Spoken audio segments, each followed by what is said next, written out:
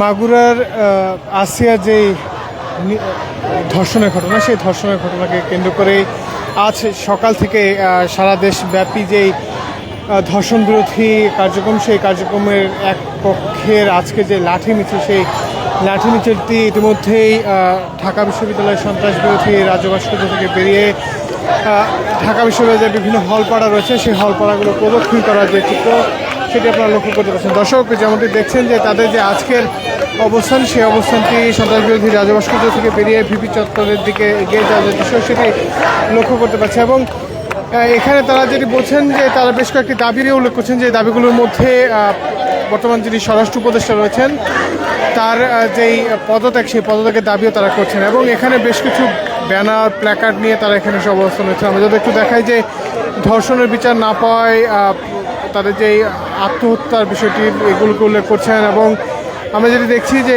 অবস্থান এবং নানা ধরনের কর্মসূচিকে ঘিরেই তাদের যে ইতিমধ্যে এখানকার যে উপস্থিতি, সেই উপস্থিতি নিয়ে তারা সামনের দিকে এগিয়ে যাচ্ছেন। এবং তারা বলছেন যে তাদের যে আজকের অবস্থান, সেই অবস্থানটি আরও দীর্ঘায়িত হবে যদি দ্রুত সময়ের মধ্যে যারা ধর্ষণের শিকার হয় তাদের যদি বিচারের আওতায় না আনা হয়।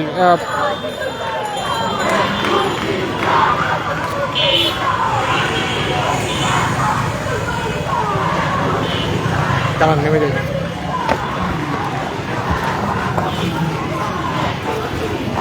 আমি যদি একটু দেখানোর চেষ্টা করি যে ঠিক তাদের যে মিছিলটি, সেই মিছিলটি কিন্তু এখন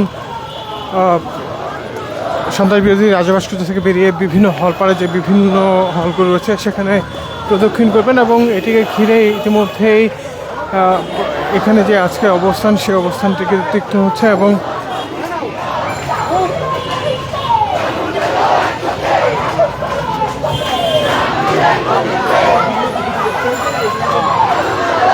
যেমনটি দেখছেন যে মিছিল নিয়ে তারা বিভিন্ন সড়ক প্রদক্ষিণ করছেন। এবং আজকে ঠিক 7:30টার সময় নতুন যে রাজনৈতিক দল, তার নেতৃত্বে একটি মিছিল হওয়ার কথা রয়েছে। এবং আমরা যেটি দেখছি যে এখানে যারা এসে উপস্থিত হয়েছেন, পাশাপাশি যারা সাধারণ যে আসিয়া তাকে স্বরাষ্ট্র উপদেষ্টা দেখতে গিয়েছিলেন, এবং তিনি যেটি জানিয়েছেন যে বিচার দ্রুত সময়ের মধ্যে করবেন, এবং পাশাপাশি বলেছেন যে কোনো ধরনের ছাড় দেওয়া হবে না, এমন বিষয় কিন্তু কিন্তু তারপরেও কিন্তু যেই আন্দোলন, যেই মিছিল হচ্ছে লাঠি মিছিল, সেই লাঠি মিছিলে যারা উপস্থিত হচ্ছেন তারা কিন্তু একটি বিষয় বলছেন যে এই ক্ষেত্রে স্বরাষ্ট্র উপদেষ্টার যে ব্যর্থতা, সেই ব্যর্থতা রয়েছে। এবং তারা বলছেন যে বর্তমান যে অস্থিতিশীল পরিস্থিতি, বিশেষ করে ছিনতাই সহ অন্যান্য যে বিষয়গুলো, সেগুলোকে তারা আমলে নিচ্ছেন বা উল্লেখ করে তাদের যে প্রতিবাদ সেটি করছেন। এবং লাঠি হাতে তাদের যে মিছিল, সেই মিছিলটি কিন্তু অনেকটা প্রতিবাদ সুলভ যে অবস্থান, সেই অবস্থানে করছেন। এবং ধর্ষকের বিচার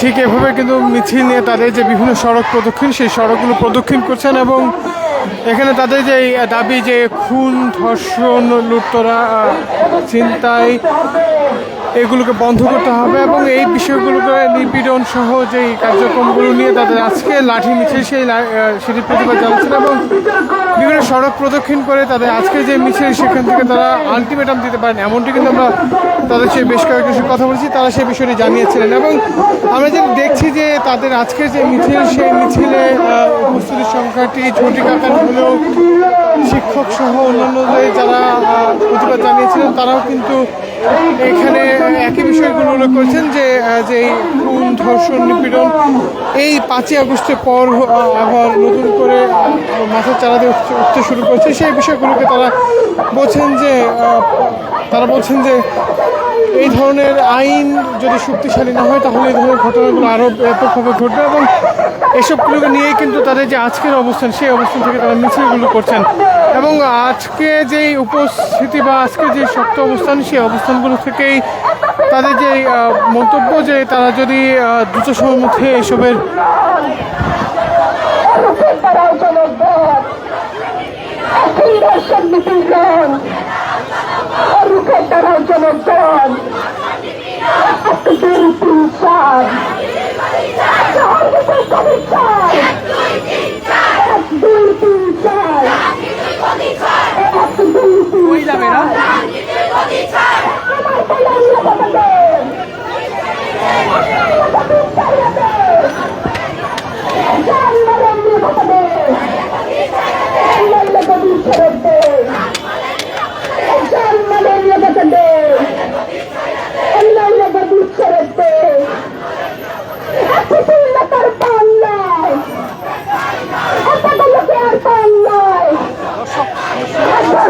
ঠিক এভাবেই কিন্তু তাদের যে আজকের প্রতিবাদ সেই প্রতিবাদগুলো জানাচ্ছেন এবং এখান থেকে তারা বলছেন যে যারা ধর্ষক তাদেরকে বিচার করতে হবে এবং সেই বিচারটি খুব দ্রুত সময়ের মধ্যে কার্যকর করার যে ব্যবস্থা সেটি করতে হবে এমনটি কিন্তু তারা দাবি জানাচ্ছেন। দর্শক, আমার কাছে এই ছিল মূলত এখন পর্যন্ত যে আসিয়া ধর্ষণ সহ নানা ধরনের ধর্ষণ নিপীড়ন এবং অন্যান্য বিষয়াদি নিয়ে শিক্ষার্থীদের লাঠি মিছিল সেই লাঠি মিছিলের সর্বশেষ। এছাড়া যে কোনো ধরনের রাজনীতি, বিনোদন, খেলাধুলা এবং আন্তর্জাতিক সংবাদ পেতে এই মানবজীবনের সঙ্গেই থাকবেন।